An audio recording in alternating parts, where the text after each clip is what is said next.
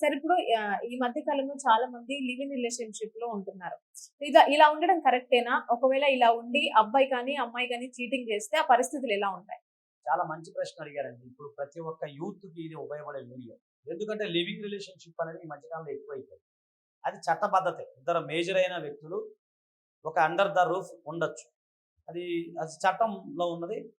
So, Khushbu versus స్టేట్‌లో honourable supreme court వారు చెప్పడం జరిగింది. సో, ఎవరైనా సరే లివింగ్ రిలేషన్‌షిప్‌లో ఉండదలుచుకున్నప్పుడు మీరు ఉండొచ్చు మీకు ఇద్దరికి ఇష్టమైతే. దాన్ని ఎక్కడ ఎవరు తప్పుపట్టరు. కాకపోతే లివింగ్ రిలేషన్‌షిప్‌లో ఉన్న తర్వాత కొన్ని అనేక రకాల ప్రాబ్లమ్స్ అరైజ్ అవుతున్నాయి ఈ మధ్య కాలంలో. ఒకటి పెళ్లి చేసుకోవాలని చెప్పి మీరు లివింగ్ రిలేషన్‌షిప్‌లో ఉన్నప్పుడు బెటర్ లైఫ్ వచ్చినప్పుడు అబ్బాయి గాని, అమ్మాయి గాని ఈ అమ్మాయిని వదిలేసి సరే ఈ అబ్బాయిని వదిలేసి వెళ్ళిపోతున్నారు. ఇప్పుడు కలిసి ఉన్నప్పుడు వాళ్ళ కష్టాల్లో ఉన్నప్పుడు కలిసి ఉంటారు. ఒక అబ్బాయి అనుకుందాం. ఆయన కష్టాల్లో ఉన్నప్పుడు కలిసి ఉన్నారు. రేపొద్దున అతనికి మంచి జాబు లేదా మంచి అఫీషియల్‌గా పరిచయాలు పెరిగినాయి అనుకోండి. అతను ఈ అమ్మాయిని వదిలేసి వెళ్ళిపోయిన సందర్భాలు చాలా మంది చూసాం. చాలా సినీ యాక్టర్‌లో అలా జరిగింది. రాజకీయ నాయకులు అలా జరిగింది. లేదా కొన్ని బిజినెస్ మ్యాన్ అలా జరిగింది. అది వాస్తవం. సో, అలాంటి సందర్భంలో ఒక మహిళ కనుక మోసానికి గురైతే దాన్ని పెళ్లి చేసుకున్నా అని చెప్పి అతను కనుక ఈమె అన్ని రకాలుగా వాడుకున్నట్లయితే సో ఈమె అతని పైన 376 కింద ఫైల్ చేయాల్సి ఉండదు ఒకటి. సో లేదు వాళ్ళిద్దరి మధ్య ఏదైనా పిల్లగాడు అంటే ఎవరైనా సరే ఒక చైల్డ్ పుట్టారనుకోండి, ఆ చైల్డ్కి బయలాజికల్ ఫాదర్ ఎవరైతే ఉన్నారో వాళ్ళకి సంబంధించిన ప్రాపర్టీ కానీ ఇంకేదైనా కానీ అతనికి ఫుల్ ఆఫ్ రైట్స్ ఉంటాయి. సో అది ఎలాంటి ఇబ్బంది లేదు. అలాగే ఇతను కనుక అమ్మాయిని మోసం చేసినా లేదు అమ్మాయికి సంబంధించిన ఆస్తిని ఏదైనా ప్రాపర్టీని కనుక ఇతను లాక్కున్నా లేదు ఏదైనా ఈమెకి సంబంధించి ఏదైనా ఇంకేదైనా ఇబ్బంది పెట్టినా కూడా ఆమె చట్టపరంగా అతని నుంచి డబ్బులు పొందే అవకాశం ఉండదు. చీటింగ్ కేసు పెట్టచ్చు. అలాగే 376 ఏమండి అది పెట్టే అవకాశం ఉంది. పెట్టిన తర్వాత అతనికి జైలు శిక్ష పడుతుంది. తర్వాత సరే కొన్ని సందర్భాల్లో సెటిల్మెంట్ అవుతాయి. ఇవన్నీ జరుగుతూ ఉంటాయి. కాబట్టి లివింగ్ రిలేషన్షిప్లో ఉండేవాళ్ళు తగు జాగ్రత్తలు తీసుకోండి. ఫస్ట్ అబ్బాయి ఎలాంటి వాడు ఏంటని. సరే ఒకవేళ అమ్మాయి అబ్బాయిని చీట్ చేసింది అనుకో, సో అప్పుడు ఎలాంటి చర్యలు తీసుకోవచ్చు? మంచి ప్రశ్న అడిగారు. ఇప్పుడు ఒక అమ్మాయి అబ్బాయిని మోసం చేసింది అంటే ఇక్కడ మోసము అంటే ఈ శారీరకంగా సంబంధించి ఏదైనా జరిగితే ఒక అబ్బాయి అమ్మాయి మీద కేసు పెడతానికి లేదు భారతదేశం. అంటే 376 రేప్ కేసులు అలాంటివి లేవు. అంటే ఒక మగవాడు రేపుకి గురైతే శిక్షలు లేవు, కేసులు లేవు.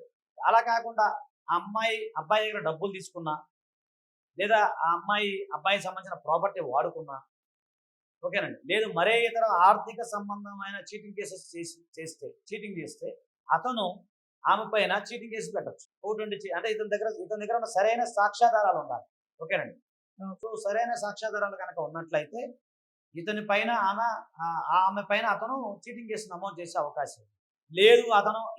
ఆమె కనుక కొట్టినా ఇతను గాయాల పాలైనా లేదు ఈమె కనుక ఎవరైనా వేరే వాళ్ళని పెట్టి కొట్టించినా లేదు వేరే వాళ్ళ ద్వారా ఇతని పైన అటెంప్ట్ మర్డర్ చేయించినా అవన్నీ కూడా మీకు లీగల్గా మాత్రం మీరు చర్య తీసుకోవచ్చు. కానీ పెళ్లి అనే ఆస్పెక్ట్లో అతన్ని ఆమె సెక్సువల్గా వాడుకుని వదిలేస్తే మాత్రం చట్టపరంగా అయితే లేదు. మగవాళ్ళకి ఆ రక్షణ లేదు భారతదేశం. కాబట్టి మీరు అలాంటి ఆర్థిక సంబంధమైన విషయాల్లో మీరు లీగల్గా వెళ్ళొచ్చు. మీరు ఉన్నట్టుగా సంబంధిత అడ్వకేట్ మీరు కలవచ్చు. దానికి సంబంధించి ఆమె లీగల్ నోటీస్ పంపించాలి. ప్రైవేట్ కంప్లైంట్ ఫైల్ చేసుకోవచ్చు. వీలైతే ఆమె మీద ఎలా అయినా చట్టపరంగా చర్యలు కూడా తీసుకోవచ్చు. డెఫమేషన్ సూట్ కూడా ఫైల్ చేసుకోవచ్చు. సో మీకు ఎటువంటి లీగల్ ఇష్యూస్ ఉన్నా కూడా కింద స్క్రోల్ అవుతున్న నెంబర్ కి కాల్ చేసి అపాయింట్మెంట్ తీసుకోండి. Sir thank you so much sir. మేము అడిగిన క్వశ్చన్స్ అన్నింటికి చాలా ఓపికగా సమాధానాలు ఇచ్చారు. Thank you so much. Hit TV presents like, share, comment. TV వాళ్ళకు కూడా నేను ఒక సర్ప్రైజ్ ఇద్దాం అనుకుంటున్నాను. మీరు మాత్రమే జెస్సీ ఎందుకు అయ్యారు? ఇలాంటి అమ్మాయిలకి పిలవడానికి బాగుంటుంది. చందు సాయికి like you and have a జనాలకి ఒక పేరు నచ్చిందంటే దీనికి ఒక ప్రాసెస్ ఉంటుంది. ఎందుకు ప్రాసెస్ డైరెక్ట్‌గా వెళ్ళిపోదాం. ఏదైనా ఒకటి మర్చిపోయినావా నువ్వు? మర్చిపోయినా మేడం. ఏం మర్చిపోయావు? నా గుండె. ఏదో ఆ టైంకి మన సుడి బాగుంటే ఎవరన్నా చూపిస్తే రాయగలం కానీ డోర్ టు డోర్ సేల్స్ చేసేవాళ్ళు. శారీ వస్తుంది, శారీలో వెనకాల కట్టుకుని